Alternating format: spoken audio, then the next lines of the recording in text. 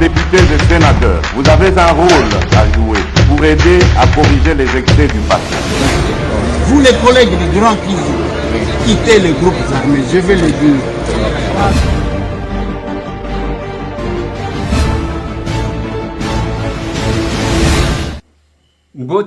Mbote lisusu bandeko nanga bino bandeko oyangai masolo na député rendez-vous oyo tokutanaka biso na bino pona kosolola oyo etali ya biso mboka pona kopesa na ba information pona ko échanger sur ce qui concerne notre pays et nous-mêmes.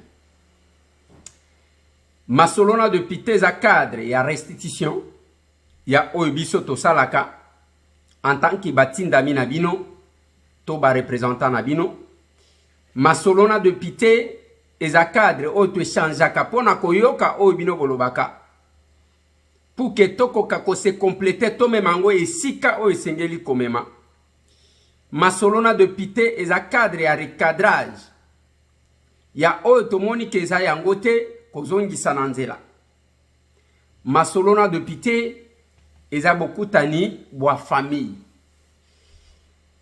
esika bandeko ya famille soki ya libota moko basololaka ama jama vile wanasema mu Kiswahili. Masolo nalingi na beta lisolo sur la condamnation, le réquisitoire ya dossier ya mwasi ya Jean-Marc Kabunda Kabunda tokosolola yango aw.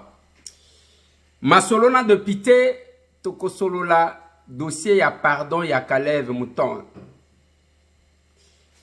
et la réaction de Jean-Bertrand Ewanga. C'est ici Ewanga. Nakobeta li solo bande konanga ya oyo etali makambu ya sécurité dans notre pays. Notre présence na SADC, il y a un Congolais au secrétariat général ya SADC qui représente le Congo dans la rencontre au Rwanda. Est-ce que c'est une personne attitrée ou bien c'est une personne non attitrée? Quelles sont les décisions qui se prennent pendant qu'il y a Congolais bazakou? Masolo. Masolo na député bande konangai na komeka kolobela ce qui intéresse les Congolais et ce qui distrait les Congolais na oyo is a plus important. Masolo. Avant ya kosukisa na ce qui a été ASER. Bande konangai nazo banda na dossier ya la condamnation, le réquisitoire contre la femme de Jean-Marc Kabunda Kabunda. J'ai tenté en vain d'entrer en contact avec l'excellence, monsieur le vice-gouverneur, Jekoko Moulumba. Je ne l'ai pas eu. Pour yanga makanisi ezalaki que, quelle que soit la gravité ya ba propos, ou bien ya likambu, au moins si Jean-Marc akokaki kosala to asalaki, il ne fallait pas en ce moment où son mari est en difficulté, aussi initier une action contre elle. Et je voulais changer avec mon frère Jekoko Moulumba, je ne l'ai pas eu. Là, nous apprenons tantôt, les uns parlent d'un réquisitoire, les autres parlent d'une condamnation par le fait qu'elle ne s'est pas présentée.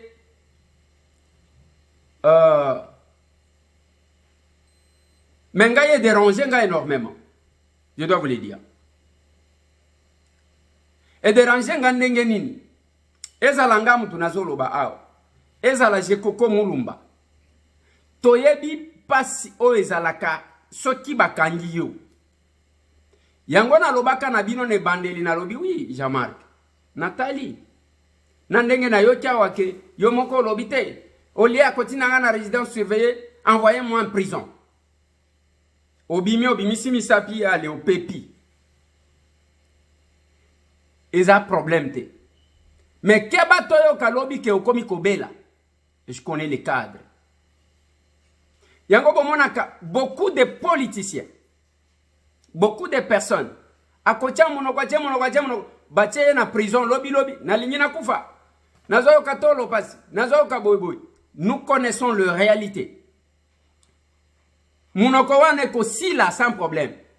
Maintenant ne basala soki mutu abeli après dès que babimisi misapili. Wan malade silika na sorti. Ko se consoler ya pamba, c'est notre cadre la prison. Mutu ako sabinote. C'est un autre cadre. Mutu ako la dépression okobela. Ata soki ba memeli nyonso. Il y a pas longtemps, toki wana ba avocat ya Jean-Marc Walobi te asamba kite parce que santé na ezo permettre te na lobi bandit. Likambu na loba ki yango wana. Toyebi comment makambu ya ba politique na place soukatu. Nous avons l'exemple ya procès à 100 jours na VK. Tout espoir perdu. Les loyers wana bimi. Azotambola, on ne sait pas avec la politique à Congo, to cause à la surprise à comme il n'a pas fonction mon koboy.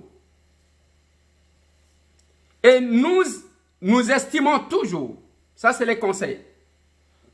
Ceux qui ne connaissent pas quoi que l'engagent, à retirer plainte. Qu'on laisse la femme de Jean-Marc Kabunda Kabunda.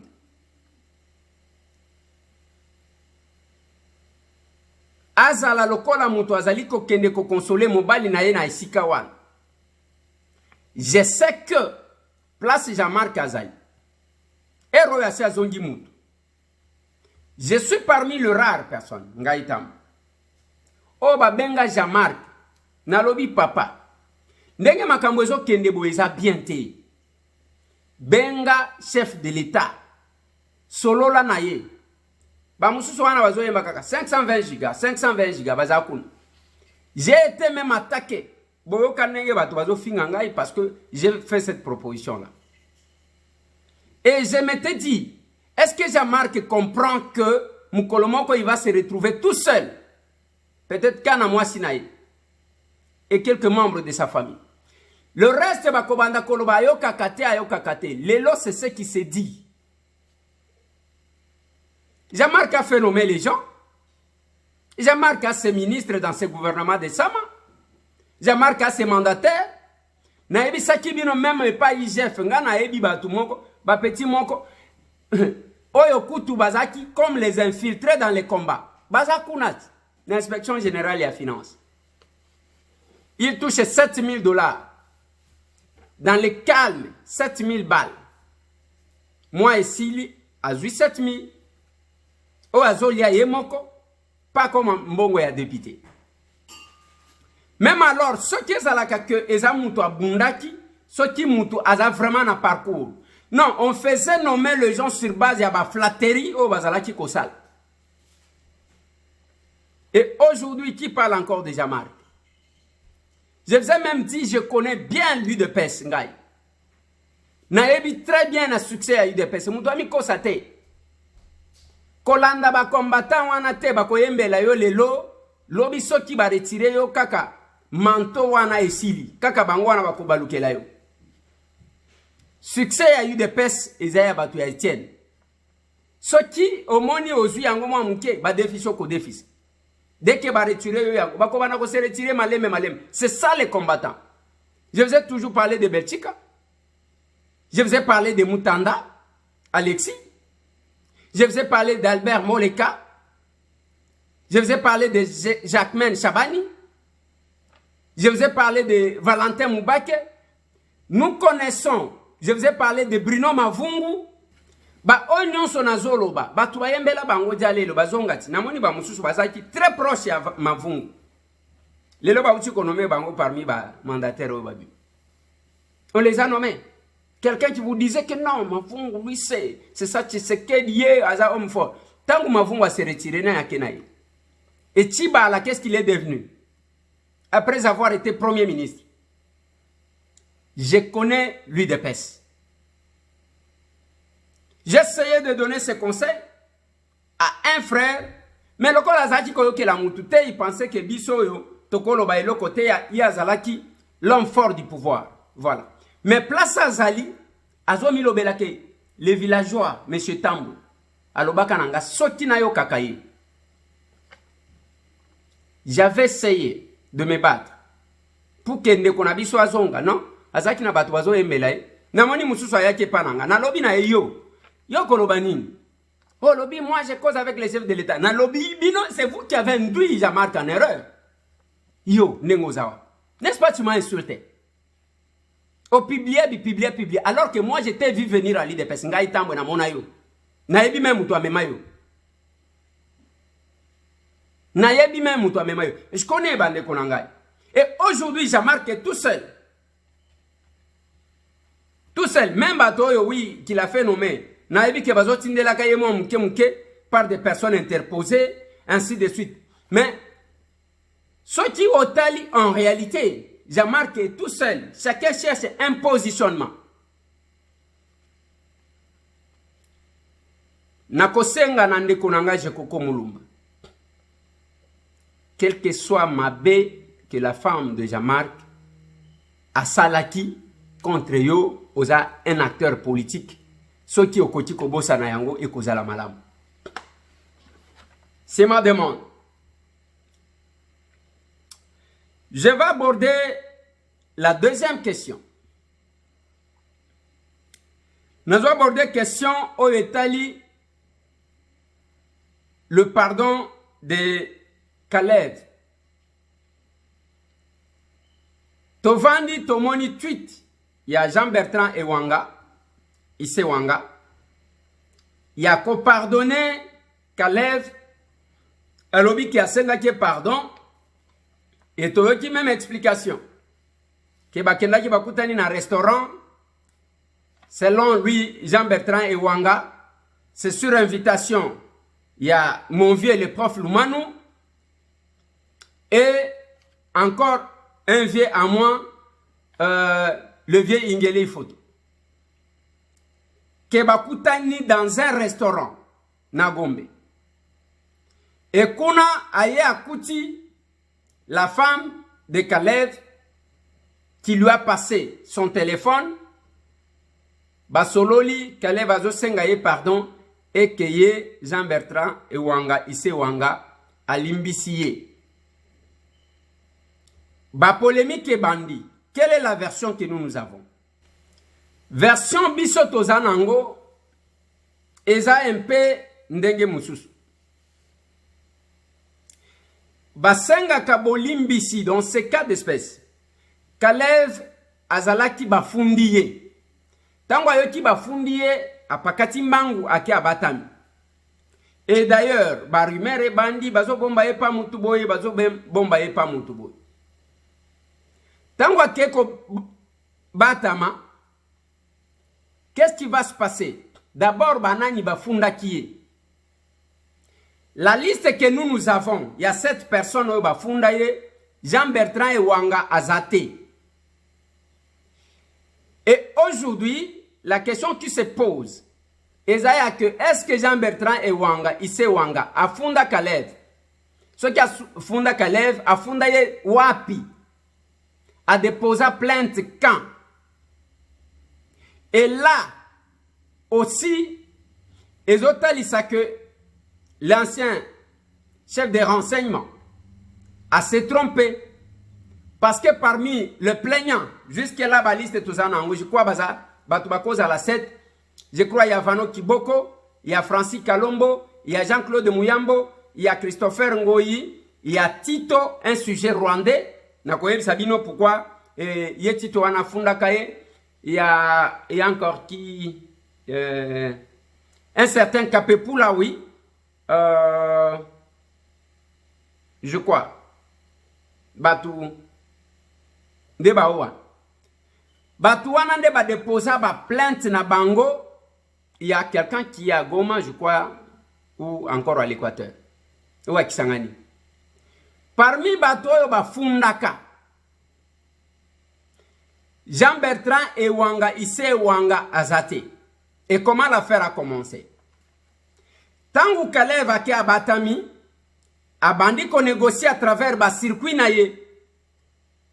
Le premier circuit qui va entamer la démarche, et ça circuit, il y a Joseph Olengankoi Mukundi. C'est ce Olengankoi qui va commencer à contacter les vrais plaignants pour négocier les Kalev. Oh, bolimbisaye kaka, bolimbisaye kaka, bolimbisaye kaka. Je vais ouvrir une parenthèse que je vais refermer. Vous savez qu'on était dans l'opposition avec vieux, yebana lokola vrai opposant, Joseph Olengankoi. Mais est-ce que vous pouvez comprendre comment celui-là va commencer à négocier la cause de celui qu'on a prétendu, qu'on a présenté comme le bourreau de l'opposition, qui n'a pas subi force Yamoutoua. Et c'est Joseph Olengankoi qui va commencer à négocier les retours et les pardons Yakalev Mouton. Yango boko luka mutu bozo lukango nenge balobaki eza mutu eza epa mutu boye eza nzokande place peut-être abatama kizaka kipanabi. Olengankoi va tenter de négocier avec les gens. Akuti que le vrai plaignant bazalaki contre démarche naïe. Ameki, c'est le cas ya Mouyambo, c'est le cas ya Vano Kiboko, c'est le cas ya Francis Kalombo, tous ces mondes-là, batou, s'opposer, Christopher Ngoy. Boy démarche naïe. Et dossier Tikali. Awa et pas Jean-Bertrand et Wanga, tozoka que ce n'est plus Joseph Olengankoi et comme vient anga ingele photo vient anga le prof Adolphe Luman Mulenda Bwanasef. Bango sikonde bakomi kosala diplomatie plaider la cause de Kalev ainsi de suite. Mais là où ça n'a pas été, on va demander pardon à quelqu'un qui n'a pas déposé la plainte. Et selon ndenge tozoyoka batumisusu balobi bakena cadre ya anamongo oyo vienanga ingela zana kati oyo Joseph Olengankoi azana kati pour aller demander pardon ce qui a ndengenine. Ça il se pourrait que c'est ça. Mais en demandant pardon, il fallait aller auprès de ceux qui ont porté réellement plainte. Christopher Ngoyalobi, Ngaina ko pardonner, nous sommes sur la même voie. Jean-Claude Mouyambo Alobi, Ngaina Zoya Kinshasa, comme il doit se présenter les jeudis, à Kenda Samba, après qu'au Samba, on doit nous confronter. S'il faut pardonner, le pardon viendra plus tard. Il faut d'abord que la vérité soit connue.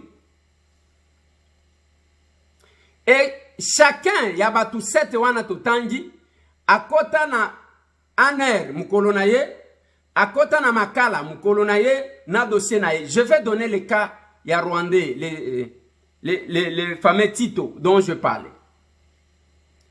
Tito azalaki un débrouillard, il se pourrait, selon ma information, un débrouillard rwandais. Azoya na goma sombi ba madesu sombi, donc azoteka akoya échanger mbongo na ye ya dollar. En dollar wana asombi mwa biloko na goma koti nango et puis azu à Rwanda aye nango. Il faisait ça. Un jour à koti a échangé mbongo na ye une valeur de 15 000 dollars. Ndenge toyoki. Tango a échangé 15 000 dollars na ye wana akia sombi tu mwa biloko atikali na 2 000 dollars na poche. Tango azo se diriger ke azonga ipa na bango na Rwanda, du coup amoni ba service ba interpeller ye. O telema monsieur. Nini lisusu. Yo yena mbongo ya mabe. Donc ba faux dollar, ceux qui ba faux dollar, ceux qui mongo ya ndenge. Oh. Ngai na ye na mbongo ndenge nini. Mutu a échanger ngai ye wana kambiste place na chanjaka. Ye yo azawa na goma. Te eloko moko te. Bazwinde ko wana na kasho na goma. De là, bamemiye na Kisasa. Na Kisasa, ba teye na 3 Zulu. Pona batu basibisa biloko wana ba yebe biloko place wana.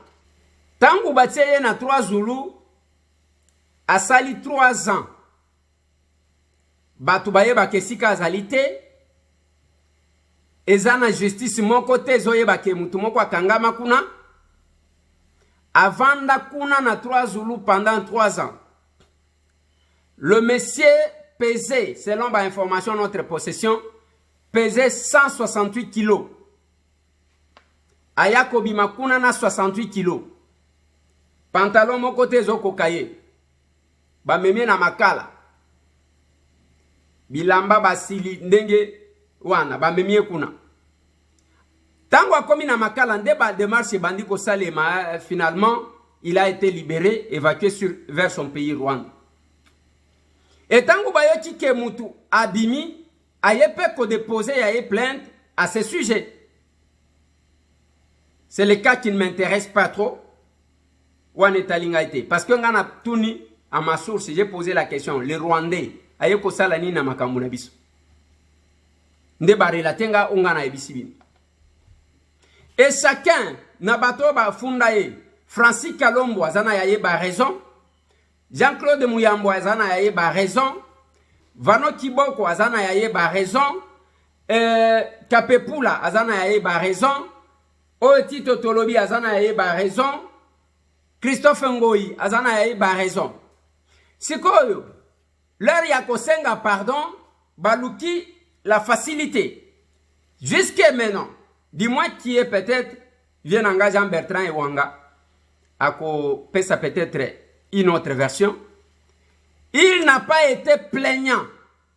Par conséquent, son pardon peut-être n'andenge na bango, mais au état de justice, ce n'est pas le vrai plaignant. Ba plaignant baza 7. Et ce sont ces 7, peut-être ne ba kokaki ko tuna makambu, o nini, ceux qui a kosenga pardon.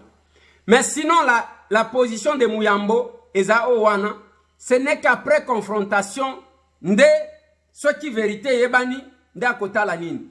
Pourquoi? Selon lui, ce qui ke yika nanzela boy, mutu mususu akoya bani ko maltraité batu ndenga lingi, parce que yebi ke nasima bakosala yelo ko mon côté. Un petit commentaire. Ceux qui plaident aujourd'hui pour Kalev, le prof Lumanu les autres langues penzate parce qu'il a été VPM de l'intérieur. Bon, on a évité. Je viens en ingélé, il faut qu'on a évité que les relations il a. Mais Joseph Olengankoi, parce que jusque-là, dans la stratégie wana, on nous parle que le vieux Joseph est là. Papa. Donc, nyonso ezalaki kolobama oyo. Nyonso tozalaki ko vivre oyo.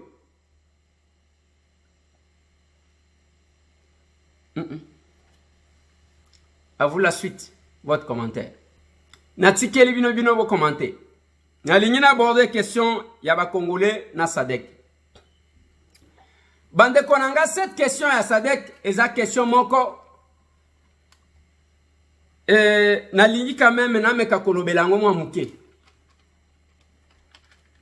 Depuis un certain temps, ba rencontre zo salema na cadre ya Sadek. Boyebi ke Sadek bakoki kotinda ndenge batindaki na bamboka mususu une force qui a une mission offensive. FIB, par exemple, ndenge tomonango na Mozambique.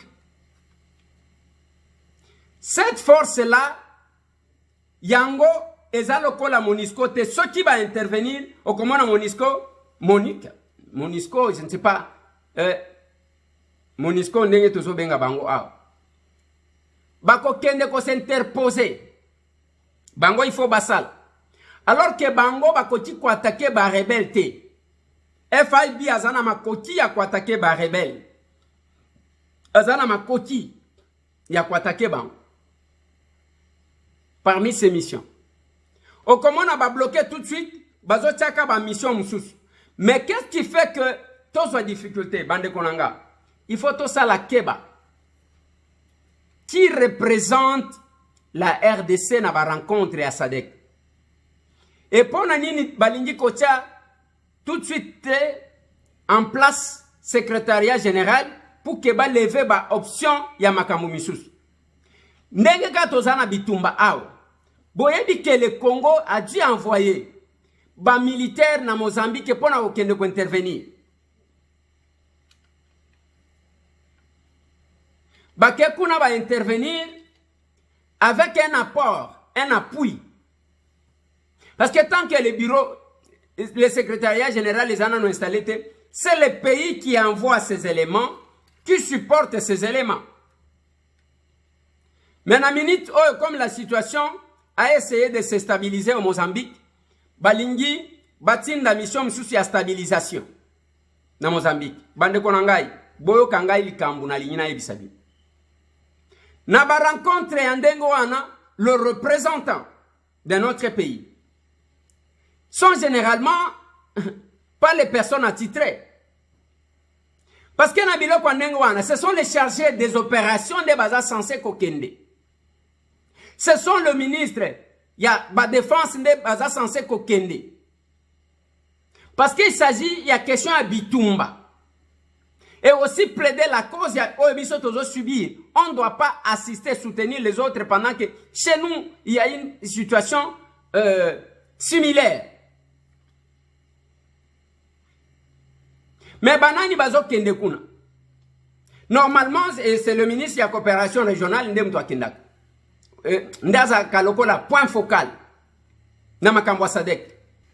Mais dans ce cas, ce n'est pas le point focal qui devrait être là. Il fallait que le ministre de la défense o ndenge ba mboka musu bazo tinda akia participer pona koluka kopesa ba proposition na makambo. Si tout ndenge tozomona ya biso makambo. Et c'est le commandant des opérations qui est censé aller là-bas. Et chez nous, qui va là? Et quand on arrive là-bas, je ne sais pas comment les gens se retrouvent. Nabilo Kwandengwan. Congo, ils allaient comme toi, Libo. C'est ce qui problème, ils allaient balobi, oui. Bison de tozo sal. Ndenge tozo lo babo, balingi batinda ba policier na ba civil. Bakende na Mozambique. Pour nous stabiliser. Vous savez ce qui se passe? Pendant que d'autres pays hésitent parce que tant que le secrétariat général n'a pas en place, c'est le pays qui envoie ces éléments qui doit supporter ces éléments-là. Biso tozana problème, tozana et biso bitumba. Pendant que d'autres pays hésitent par rapport au budget, par rapport à Makamususu, et d'autres pays posent les problèmes dans ce sens-là, non, biso ya biso ba représentant, ceux qui m'ont toqué, dès que balobito, la RDC est prête. Tozo tindabat. Oh, papa. Bon, est-ce que vous tindi appuie? Oui. Dengue tozoyoka. L'Angola disponibilisé, je crois, quelques hélicoptères. La Zambie a disponibilité, ce qui est un avion. Mais biso tozana nous a problème, il y a logistique. Aux hommes ba militaire au front bazolo. T'as la logistique et à Baninga. Bayende kwe para biso kusunga biso. Arma Baninga.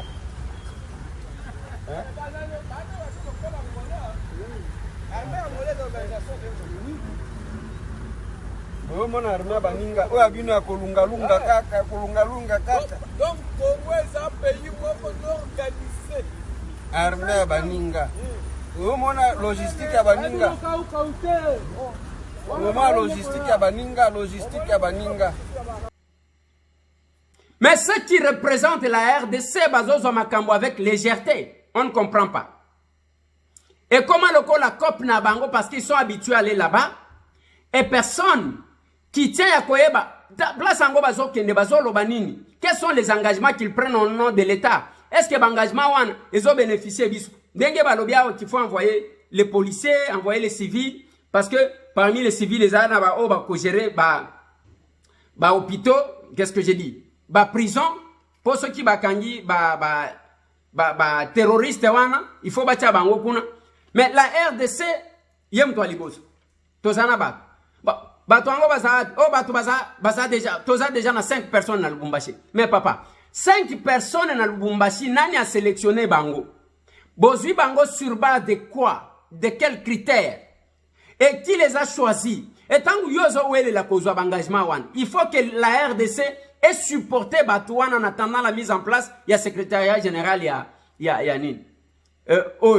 Na Sadek. Oui, nous avons les nôtres. Il y a un colonel là-bas qui représente la RDC. Je crois que c'est le colonel Longy, je crois. Oui, c'est le colonel Longy, si je ne m'abuse pas. Mais quand vous prenez des engagements, nous avons une instabilité chez nous. Nous avons une situation d'insécurité chez nous. Et qu'est-ce que vous faites? Et à ce stade où nous sommes, on fait tout. Mais, est-ce que Zaka pona ko sungabiso ou bien Zaka bloqué Sadek oya ko tikoya na mission na FIB oyo aza dans ses prérogatives na mission ya ko attaquer ou bien bayeka bakanga place pour nous détourner. Et vous allez constater na kowele la wana ndenge bazowele empressement wana ezaya ko sunga mboka te. Na lignina tali sabino quelque chose. La France ne s'entendait pas avec le Rwanda pour le génocide. À un moment donné, Zogi Botali, France a kenda, bakeba sengi pardon na ba Rwandais, ba sengi bango ba kende ko garder ba biloko na bango dans un autre pays pour aller sécuriser, ainsi de suite. Dengue ya kosa la moins rapprochement, tout ce que vous voulez. Mais nous, qu'est-ce que nous faisons à ce moment? Chaque fois qu'on envoie un Congolais pour qu'il a représenté Mboka, sa façon d'agir, sa façon de se comporter, ozo sentir bolingo ya mboka wana te. Nous sommes devant la situation en Dengwan et mutupa zo landela yango azate. On stabilise Mozambique, biso bato liboso kotinda to kotinda batu, tozo comprendre te makambo, c'est à vérifier, bokende kotuna ba personnel oyo batindi ba komi déjà 5 baza déjà na Lubumbashi balingi batinda. Banani ba sélectionner ba. Est-ce que le chef de l'État zoyeba makambo? Est-ce que la procédure ya choix ezakuna ou bien kokoma lokola copie ya batu moko boy? On est devant nos responsabilités. On est devant la situation de notre pays. Et chaque fois, je ne cesse d'insister, qui représente la RDC? Le point focal est un ministère de la coopération régionale Tondimi. Mais quand il y a des enjeux comme ça, il ne faut pas que, et comme à l'école, il y a des individus, non, c'est une question des institutions.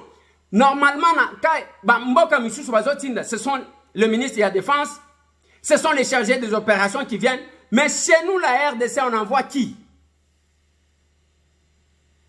On est là. On attendait que naba nomination oyo tokoka koyeba na komona clair na oital ezo salema na mboka na biso. Ezo salema na mboka na biso. Parce que ceux qui ont taliba mboka lokola ba Botswana ainsi de suite. Ba s'opposa qui pona kotinda batu. To kotinda batu ndenge biso to tinda batu na biso aleba kende kuna la question de la sécurité, on ne peut pas envoyer nos troupes pour que bakende ko boma bango na Mozambique pamba. Et ensuite, biso moko to supporter bang. Bande konanga, c'est toute la question. C'est toute la question. Et chaque fois que nous parlons, nazolo belaka batu, nazolo belaka mitema na bino. Bande konanga imboka oyo ne sera sauvé que par nous-mêmes. Moi, j'ai loté à Kokita. Yango partout, là où je suis passé, nakena ayo, partout na leti, nazoya saka batu, mais c'est tambwe azoya pas obligatoirement ko senga bino bokota na partie à serre. Mais azota li sabino ke botala ndaku na bino mboka na bino ezozika. Biso tozo sali. Biso tozo sali.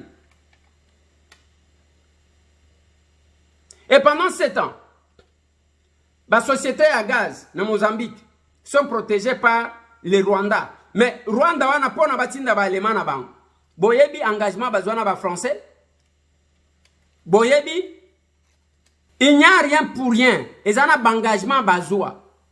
Mais si nous devons tout faire avec légèreté,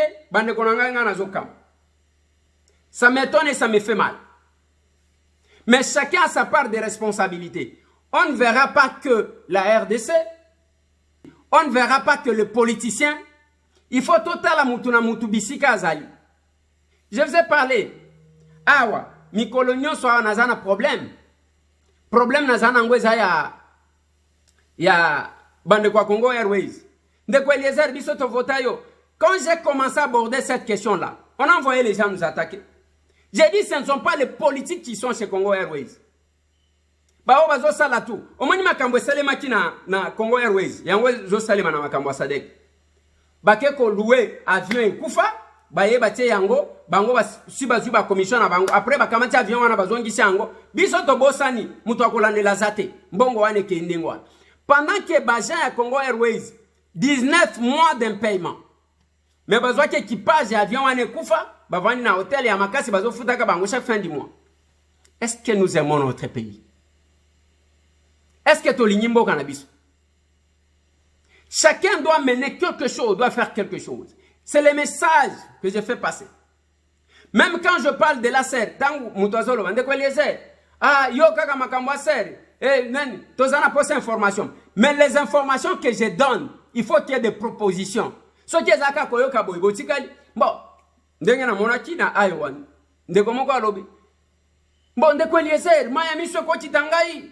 Batu bazo souffrir. Nzela ya dimbeleng abantangi, nzela ya ngandajeka. Nalobi papa, vanda na yo. Vanda.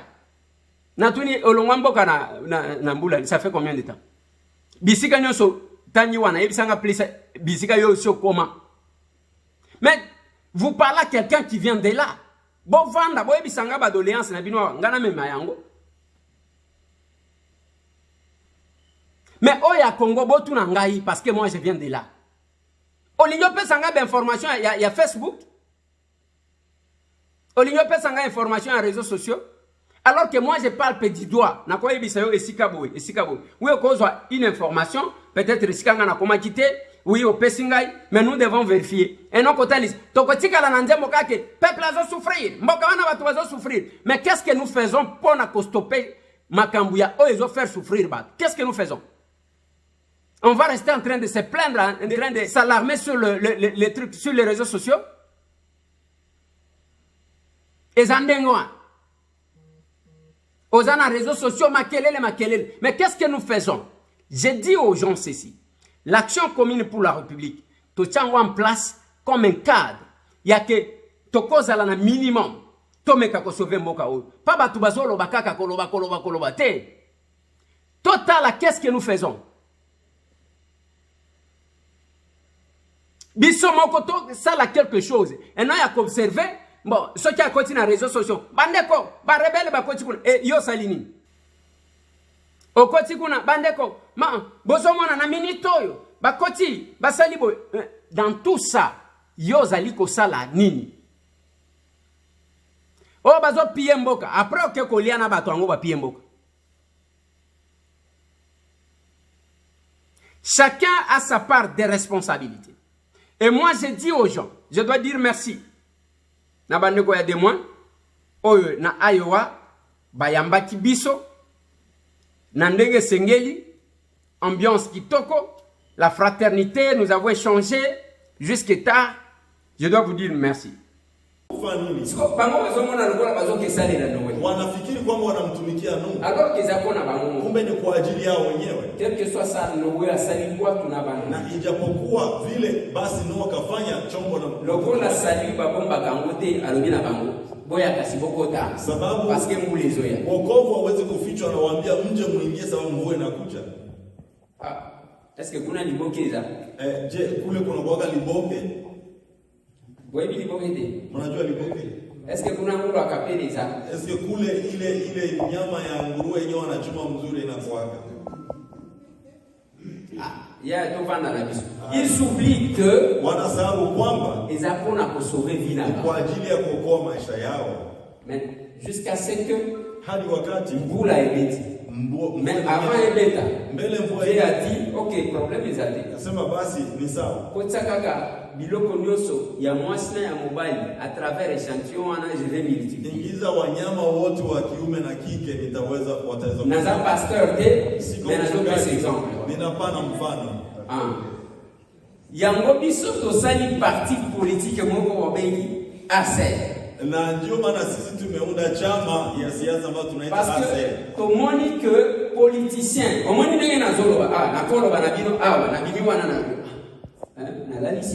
C'est comme ça qu'il se comporte. Sababu wanasiasa unajua vile wanasema, anasema hapa akitoka pale anasema nimewacha kwa usingizi.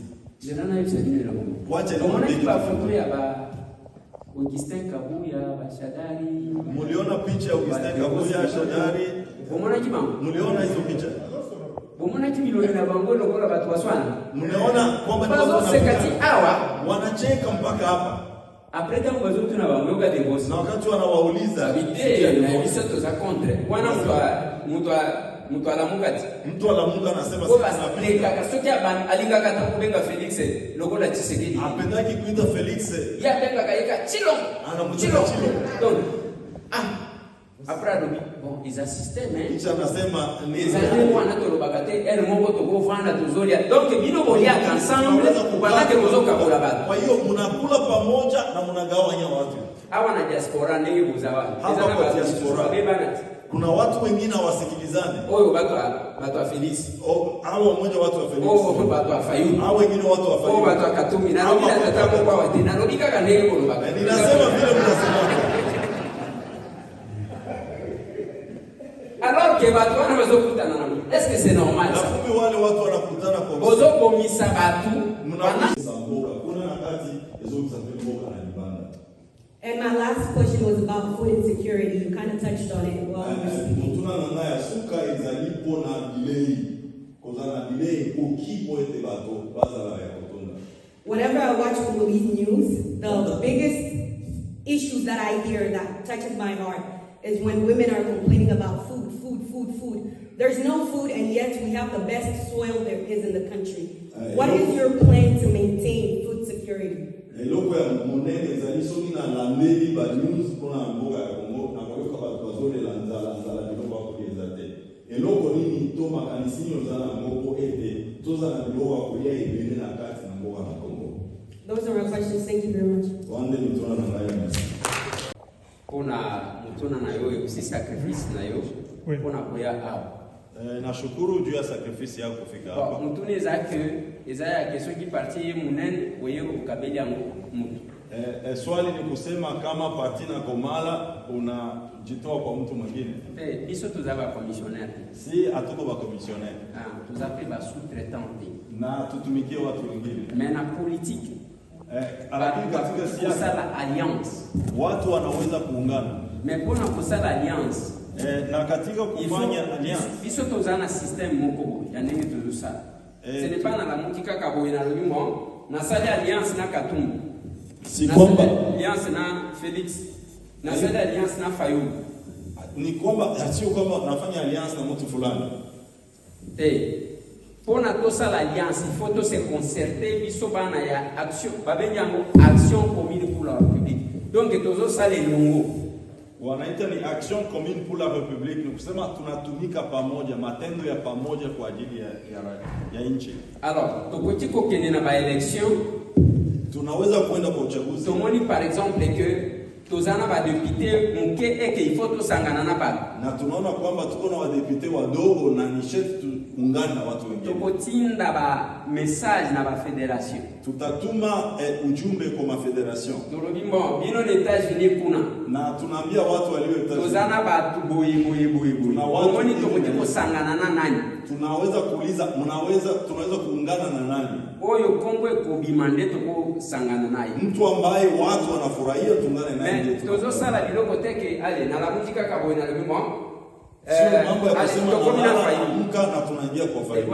Wana ezali su parti politique. Hiyo haiko parti politique. Yani bale ndenge nini ya kuvote. Ya pili njia gani ya ku election oyo uchaguzi ambao unakuja. Bino États-Unis au kuvote. Wanasema kwamba ninyi mlio Marekani mtachagua. Oui. Ndio.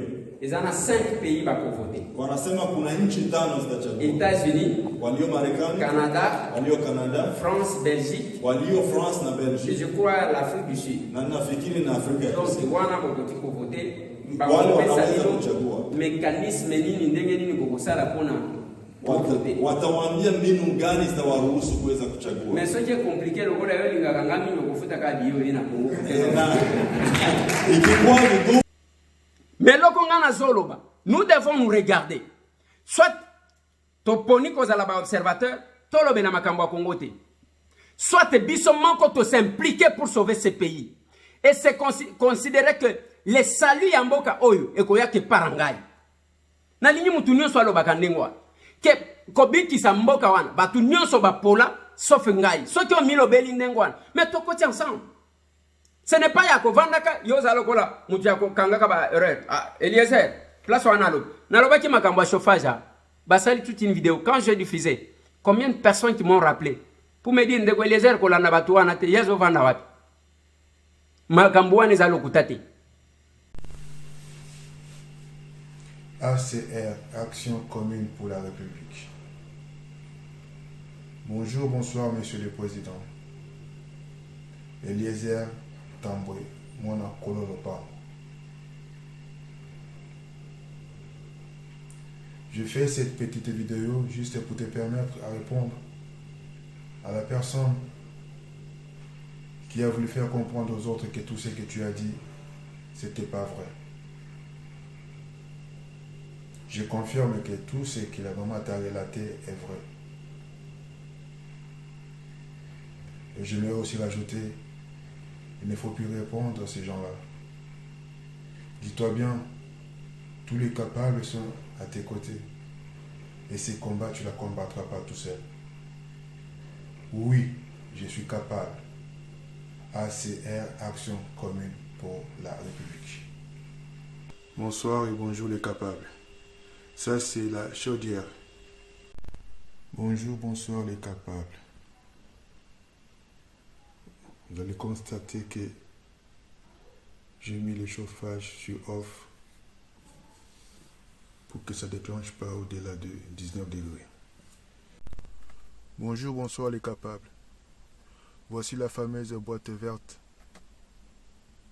qui peut être pilotée à distance.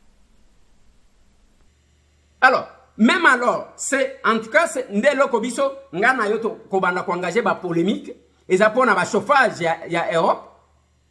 Nous avons notre situation. Tozana ya biso likambu. Wana tolobaka pona parenthèse. Nazotali sabino ke olinga te. Ata soki ozwa mikanda, oza français kaka ya mikanda, oza belge kaka ya mikanda, oza allemand kaka ya mikanda, oza anglais kaka ya mikanda, oza américain kaka canadien kaka ya mikanda, mais makila na yo eza Congo. Par conséquent, situation mboka na yo soki komi kotika yo tranquille ozo lala ozo lota ozo nimba pendant que situation eza malamu te. Donc au perdre bon motonios. Voilà comment nous voyons les choses. C'est là que je vous ai dit, on doit évaluer ma relation tozana. Depuis au vanana mutu. Ezagandeni. 1 plus nini yo gagné. À quoi porter les nini? Yo na relation wana kaka yonde o memaka nyonso kaka yonde o. Ozo comprendre te que mutu wana ya penza boye kolale la yo coussin pour que un jour asalo mabe. C'est le moment de l'évaluation. Autant nous voulons évaluer nos relations avec les pays voisins, autant nous devons évaluer nos relations dans la vie quotidienne. Vous vous divisez pour rien. Comment on a mutu moko ye dès qu'on bandi koyoka comme kakoloba elo comme koya bien. Il faut que tika ba Eliezer wana. Ah yoko landa bango te. Papa tchelanga nanu gage wana nan toyoka. Nous tout c'est dans les futurs totique là-bas dans la biche. C'est votre parti. C'est notre parti. C'est leur parti. Parce que ceux qui ont tiqué les alliés observer on a besoin d'expertise. Bao bazali banda bao bazana ba quartier d'ici quand nous sommes ali bo sangani bo sali ata groupe WhatsApp et puis bo komi ACR quartier boye ACR.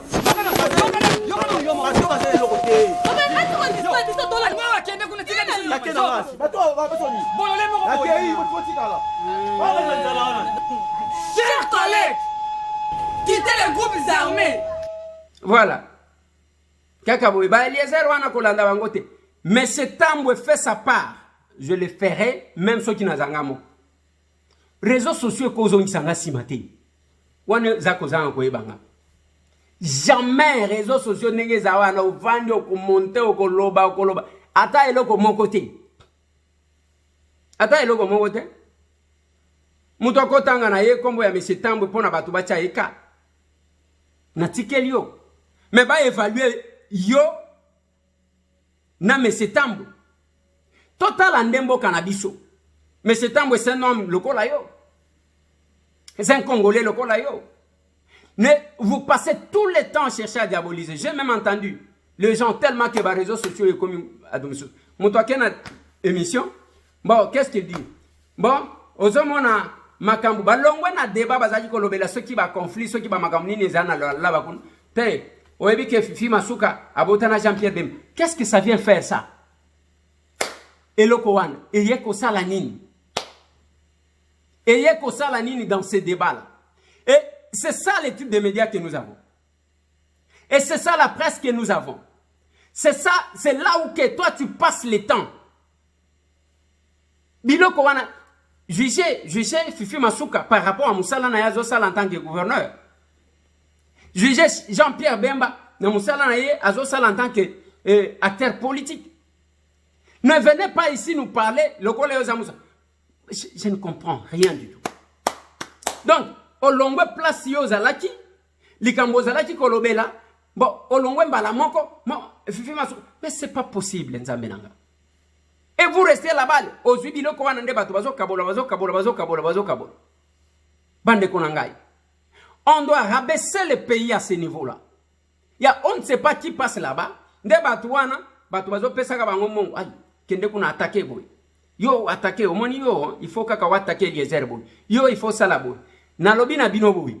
Bolia mbongo na bango, boleka bo sala d'émission, mais ce Tambwe ne reculera pas.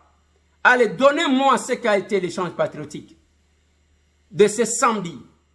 D'abord, Ossier. Donc, on commence à Kalemi.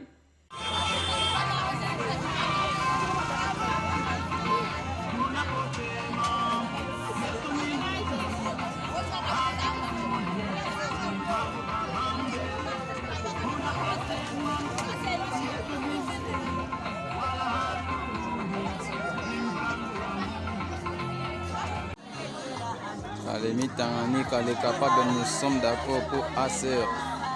Nous allons supporter Acer Tanganyika Kalemi.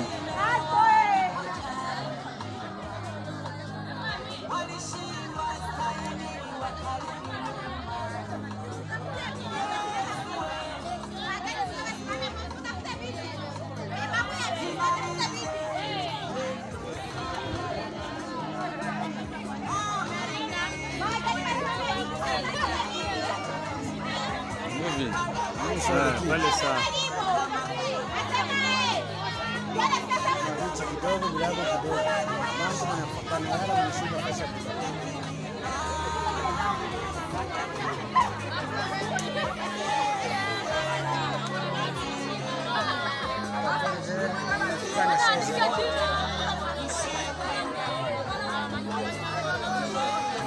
Bonne arrivée, bonne arrivée, bonne arrivée. Acer Tanganyika Kalemi.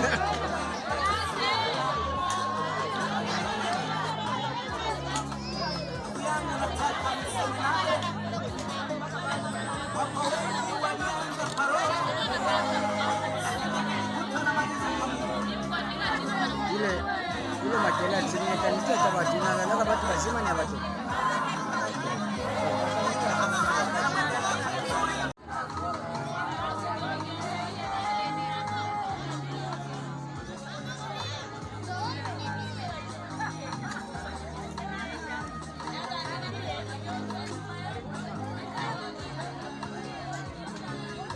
De tudo. Trago chila aí kubantu.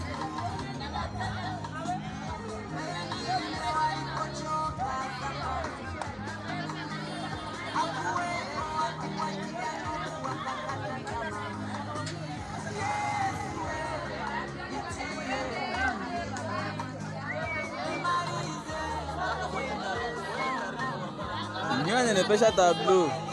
Nyo ne pêche tableau.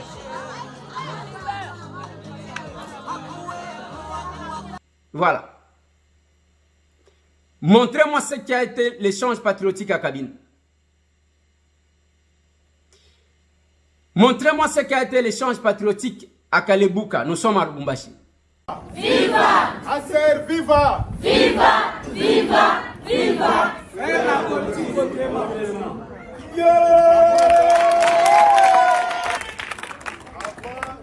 Kusema jina ya president national wetu wa parti, mimi napenda kwanza mpigie kikelekele na mikono ndio mtakuwa ape.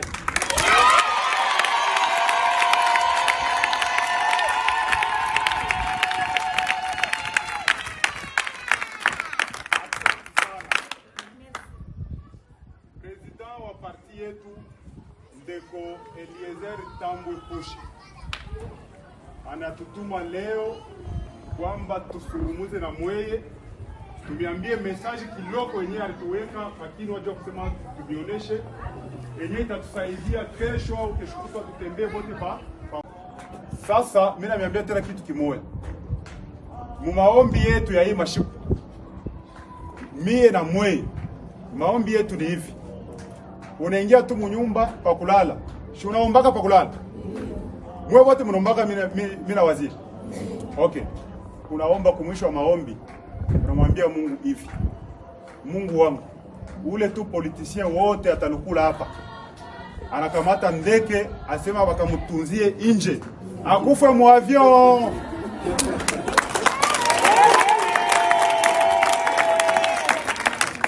Unajua wale kutakufa wa kwanza, wa pili, wa tatu hawataenda tena, wakinukule watatujengea mahopitalo hapa, wanatutunza na shemule na wao wanawatunza. Aservimba Aservimba hapana kushikia boka. Aservimba Aservimba hapana kushikia boka. Hapana kushikia boka. Hapana kushikia boka.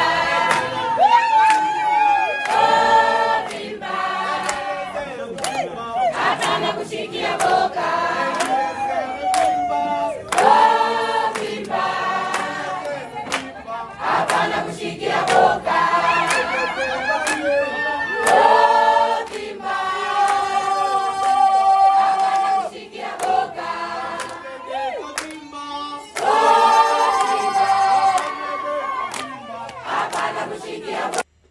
Total, ce qu'a été l'échange patriotique na Kinshasa. Na siège. Ya liboso ezali ko transmettre bino mbote ya capable président na biso Eliezer Tambwe. Merci beaucoup. Na yebisi na téléphone na yebisi oumeli pe mingi. Zonga. Azo ya déjà. Na yebisi oumeli pe mingi zonga. Alobi nanga azo ya déjà. Donc pour ça que tokende tous avions place ezali tokotisi ale tolobi mbo zonga na yo. Voilà. Il faut zonga parce que musala ya kosala eza ebele. Première partie eleki déjà. Première partie ezalaki le 3 septembre. Voilà. C'est vrai, de manière officielle, tozuna nous temps ya ko remercier binote, nous allons le faire parce que tobuja ki fikin. Oui. Drapeau à Tamoko ya parti mosusu ezalaki te.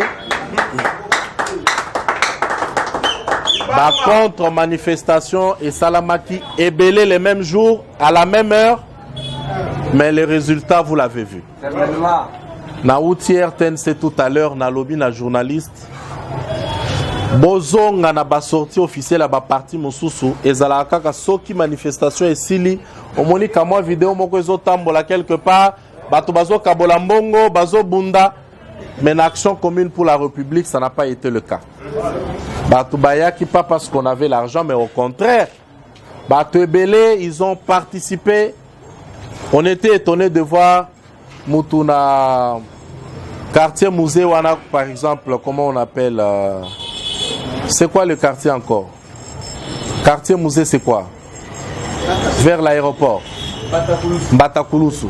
Je vois un monsieur qui m'appelle qui dit Nganazo Zoabus et puis on a 100 personnes de transport. On a vécu ce genre de choses. On est capable à Mosusu na Katanga bengi bino ngana tindi $5,000. Donc ce que vous avez vu là, c'était Nyonso Tochaki. On n'a pas vu quelqu'un venir réclamer que tenga pesanga 2000. On n'a pas vu ça et honneur Nyonso wana ezo zongela bino, c'est le travail que vous avez pu faire. Je pense, voilà, malgré Kuba ya Transco, ça c'est quelque chose où nous avions loué 35 Transco, mais au Bapesa Kibiso, c'était prévu que Ebanda Kozobatu 6 heures, Ebandi Kozobatu presque 9 heures, et puis au Bapesa Kibiso, ce n'était même pas 30. Bon, on avait compris. On avait compris ce qui s'était passé. Voilà. Voilà, ce qui s'était passé, tu comprenais qui. Mais Dieu merci parce que Batumi Suso Babanda cause la babis ba abandonné yango, bango moko bazui babis na bango baye. Donc ça nous tenons sincèrement à vous remercier pour cela. Ce qui engagement na binoté, journée il y a le 3 septembre. Elinga ki esimbate tozwa kita muke. D'ailleurs journée wana ngana capable président toswana ki nana azalaki présent, je crois maître azalaki présent toswana parce que tolobika kabiso le 3. Non mais le 3 to bandi ko swana to swaliti to comprendre que le 3 c'était notre date. Le 3 c'était notre jour. Et effectivement, le 3, exactement, le 3 monde Nyonso, ils étaient sur l'Acer. Acer et Sali sorti nango au même moment. Na Kabinda, na Kamina, na Goma, na Kinshasa, na États-Unis, na Angleterre, na Afrique du Sud, na Beni, le même jour.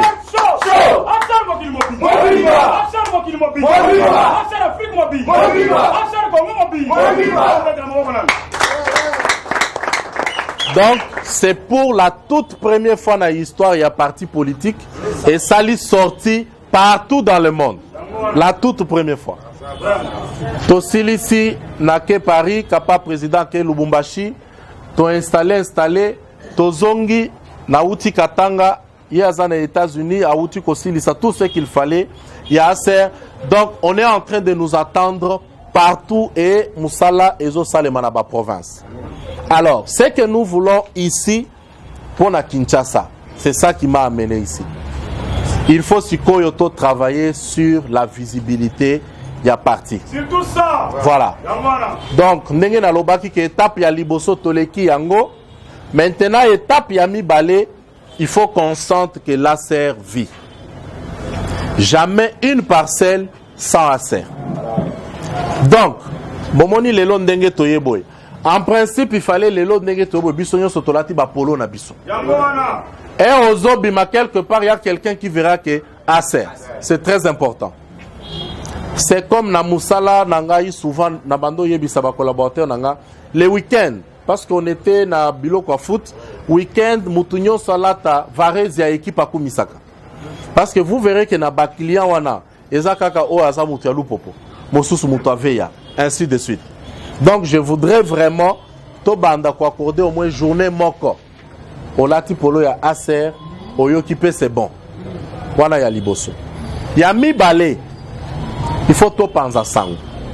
Il faut ba capable Nyonso Baza Awa. Mutu moko tozala na drapeau na biso. Liboso lopango na biso ndenge telenwa na otie drapeau ya Acer. Ça c'est très important. Vous verrez qu'il y a quelqu'un à lopango mosusu akoloba mais Acer ango ezanine. Quelqu'un va s'intéresser.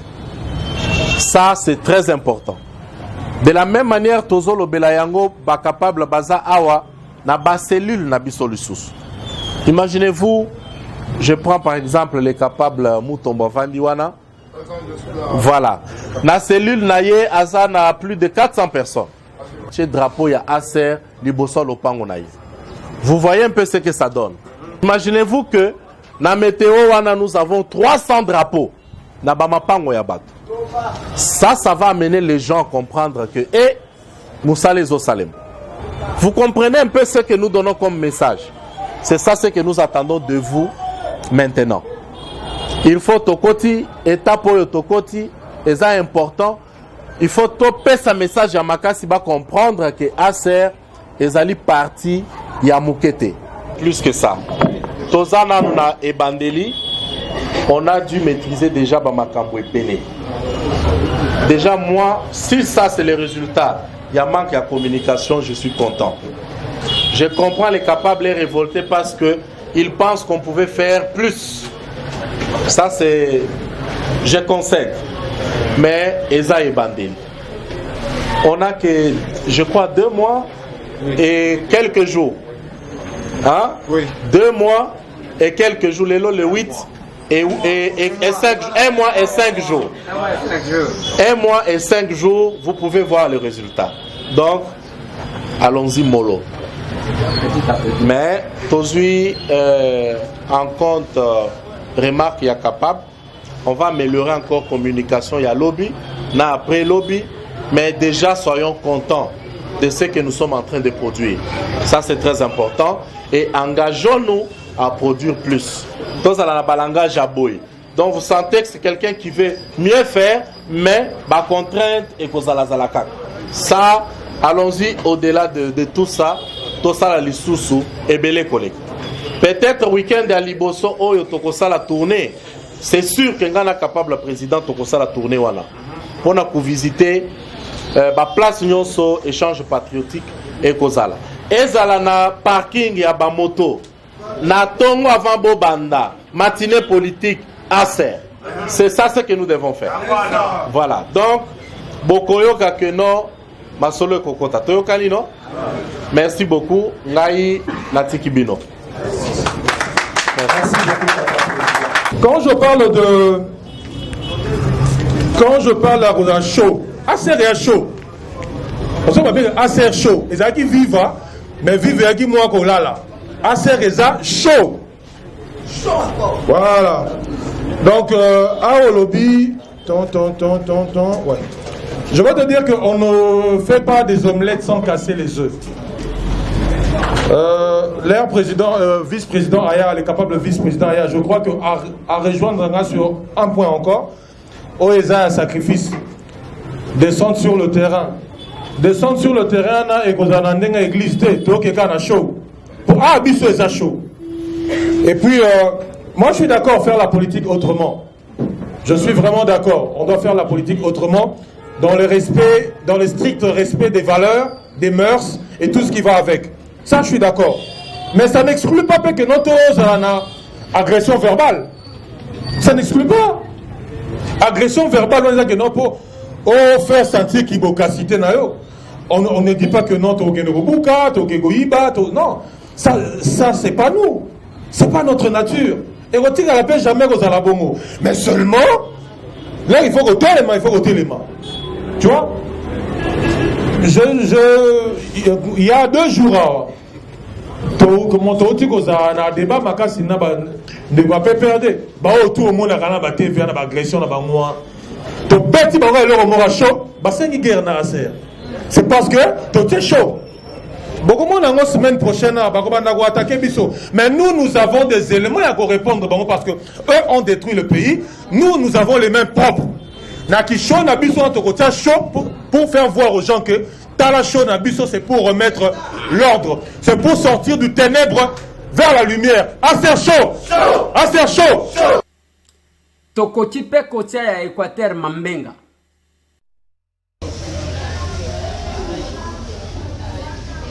Vote la biso. Vote. ASER viva. Viva. ASER viva. Viva. ASER viva. Viva. Viva. Viva.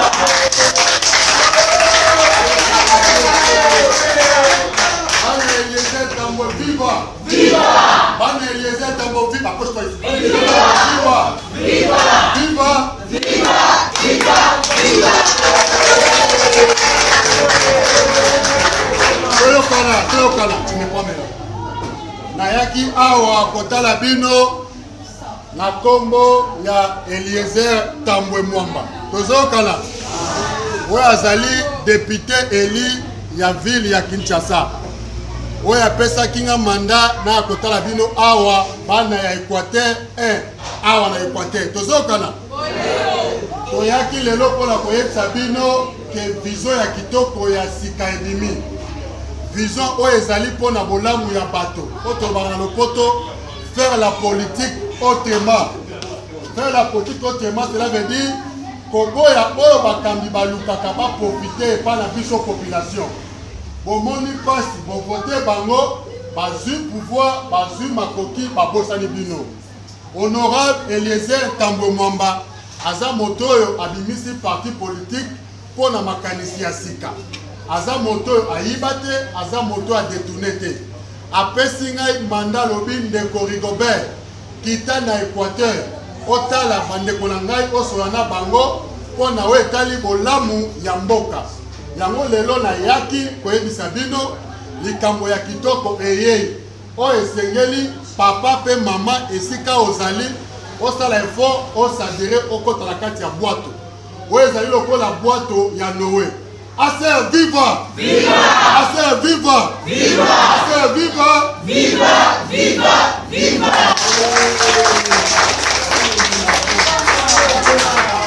Na yango mingi ya koloba eza te. Musala nde ekosalema. Tokobunda osala makasi ke na bandako nyonso awa. Parti ekota na bandako nyonso. Papa mwana ozala membre ya Aser. Tola musala ya munene mpona koinstaller structure ekota na baterritoire nyonso oyo ezocomposé province de l'Équateur. Yango na yaki kotala bino na kombo ya honorable Eliezer mpona boyebake mopepe ya sika eyei tokota kati na yango mpo dans l'ensemble tobunda mpo tosala politique autre. Je pense qu'aujourd'hui ça a été une grande journée. Nous avions essayé de clôturer les activités qu'on avait lancées depuis le lundi. Juste d'installer le parti assez dans les différents quartiers de la ville de Mbandaka. La ville de Mbandaka elle est composée de 2 communes qui est en son sein, n'est-ce pas, 10 quartiers dans chacune des communes. Et sur l'impulsion de l'initiateur du parti, l'honorable Eliezer Tambwe, on a essayé un peu de parler avec les camarades, les mamans, de leur faire montrer le bien, le pourquoi de s'adhérer au sein de la CED. C'est un nouveau parti qui a une vision pour l'intérêt communautaire. Vous suivez à la télé ce qui se passe à Kinshasa, les activités que l'honorable est en train de faire à Kinshasa, juste pour le bien de la population. Alors nous, au sein de la CER, nous prenons d'abord le valeur, l'humanisme au sein de la CER. C'est alors aujourd'hui, on a essayé un peu de parler avec les différentes mamans, avec la base, de leur montrer le bien-être et le pourquoi de la CER. Dans l'ensemble, nous avions levé l'option de faire que dans chacune des maisons et dans chacune des rues, on puisse retrouver la CER. Voilà ce qui a été le pourquoi de la rencontre d'aujourd'hui. Nous avions clôturé, n'est-ce pas, les activités qui ont été lancées depuis le lundi. Maintenant, nous envisageons de voir comment on peut installer le parti dans les différents territoires qui composent la province de l'Équateur. Voilà la raison que vous nous trouvez, nous sommes là, juste pour faire en sorte que dans toutes les maisons, dans chacune des rues, on peut se retrouver, n'est-ce pas, la CER, qui est un nouveau parti politique qui amène, n'est-ce pas, un nouveau vent pour le bien-être de la population congolaise et pourquoi pas de la population de l'Équateur, particulièrement ici à l'Équateur en Mbandaka. Merci beaucoup. Nyonso tu wana eza pona kotalisa bino que ce que nous voulons eza ya teke totalaka batu misusu et ba idée biso tozanango nous proposons. On fera notre part. Encore une fois de plus, nous avons été honorés. Tozui a trophée Bravo X. Et je vais vous proposer de suivre quelques extraits. Il y a cérémonie absent du pays. Nous avons été valablement représentés. Un travail formidable de merveilleux et quoi de plus normal que les honorer ce soir. On va passer cette fois encore pour cette main-là. Dans cette enveloppe, il y a le nom des ambassadeurs qui doivent de vos mains. Alors, on vous écoute. Le premier ambassadeur, il s'agit de l'honorable Eliezer Tambwe. Est-ce que l'honorable Eliezer Tambwe est dans la salle? Vous représentez?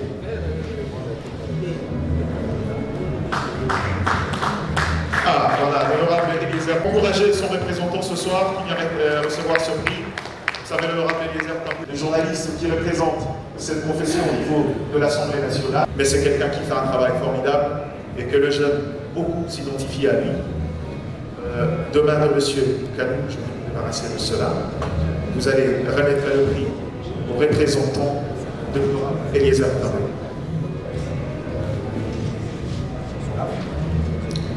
Le micro est à vous. Alors.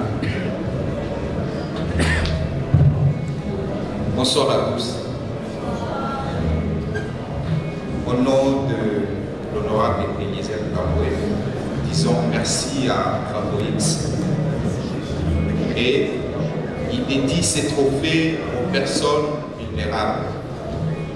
Et il dit ceci: n'attendons pas à avoir des millions pour aider ton frère. Même les peu que nous avons, nous pouvons faire quelque chose. C'est-à-dire, c'est juste question d'avoir un cœur sensible et d'amour pour son frère, pour sa sœur. Merci beaucoup. Merci beaucoup. S'il vous plaît, pour ceux qui le savent, c'est l'un de génies de la... Comment on appelle encore? J'avais envie de dire la chose. Pour représenter la fierté de la RDC, si on peut avoir des meubles de qualité, c'est aussi...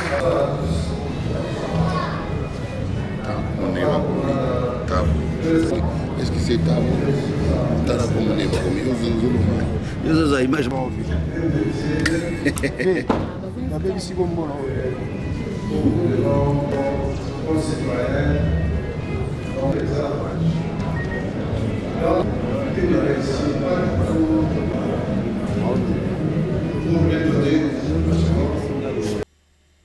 Voilà. Et biso toujours dédié tout ce que nous recevons au anato dédié à la personne vulnérable. Ba oyo le rejeté de la société. Ba o ba famille ba sundola parce que ba oyo ba chamu panzi pour espoir exaté monde d'intérêt. Ba orphelin ba koufela ba tatana ba maman. Ba personne vivant avec handicap. Ainsi que ba veuve, nous les avons dédiés. Voilà, Bande Konanga, c'est au moins ça, ce que nous voyons. Biso makambutozo mona yangwa. Le Congo que nous rêvons un Congo où ba dirigeant ba kuti koza la ba serviteur ya batumisus. Nous rêvons un Congo oyo sepela kanangozo sale la moninga, pas un Congo où les gens s'accaparent de tout, la sécurité zabango, ba hôpitaux zabango, ba classe yamalamu zabango. Nous rêvons autre chose. Je salue tout le monde. Bao baza affiché pour na kozala parmi ba pionniers. Bao baza na Belgique, bao baza na France, bao baza na Allemagne, bao baza na Afrique du Sud, na Hollande, bao baza na États-Unis d'Amérique, bao baza na Canada. Bande ko nyonso baza à travers le monde, bao nyonso ba s'afficher sur toute l'étendue de la République. Sur toute l'étendue de la République. Voilà. Nyonso to wana na zoteli sabino. Bande ko nangai. C'est le temps de se compléter pour nous sauver notre pays. Tolongwana distraction totale à ce que nous pouvons faire pour sauver ce pays-là. On ne va pas laisser le pays aux autres là. Bon, Mboka comment le kola Mboka ya Félix. Ce que lobby Félix a sali. Non, le pays n'appartient pas à Félix seul. Il est chef de l'État.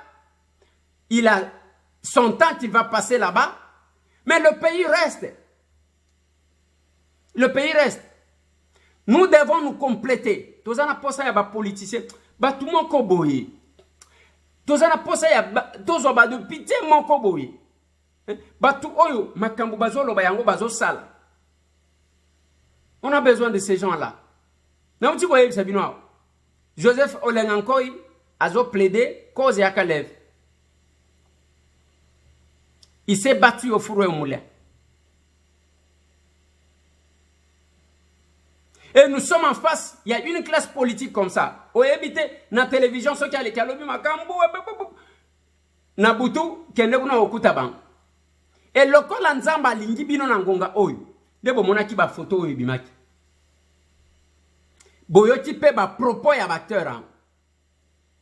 Boyoki sait que Devos Kitoko a dit. Boyoki sait que Augustin Kabouya a dit. Boyoki ndenge mutu nyonso apesi ba explication na ye. Bande Konanga. Et bien, aujourd'hui, vous ne vous parlez pas parce que vous réduisez le pays à des individus qui, du reste, ne vous ont pas servi en réalité et n'ont pas servi la République.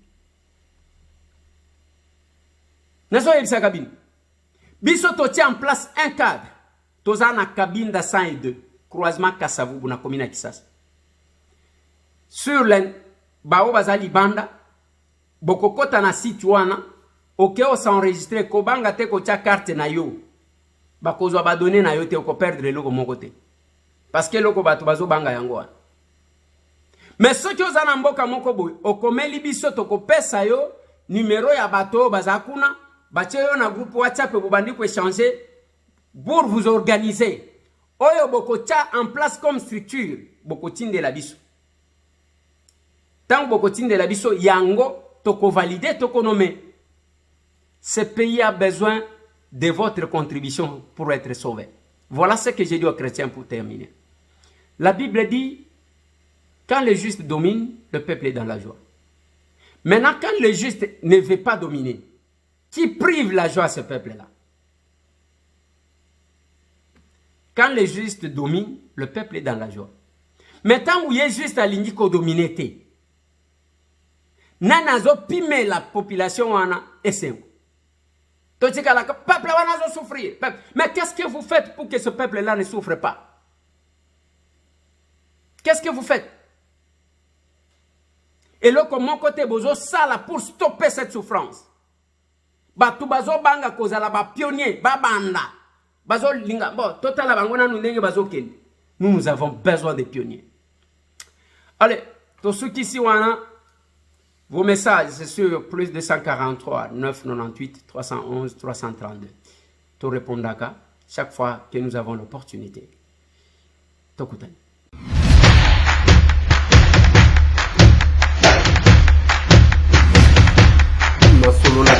Honorables députés et sénateurs, vous avez un rôle à jouer pour aider à corriger les excès du passé. Vous les collègues du Grand Kivu, quittez les groupes armés, je vais le dire.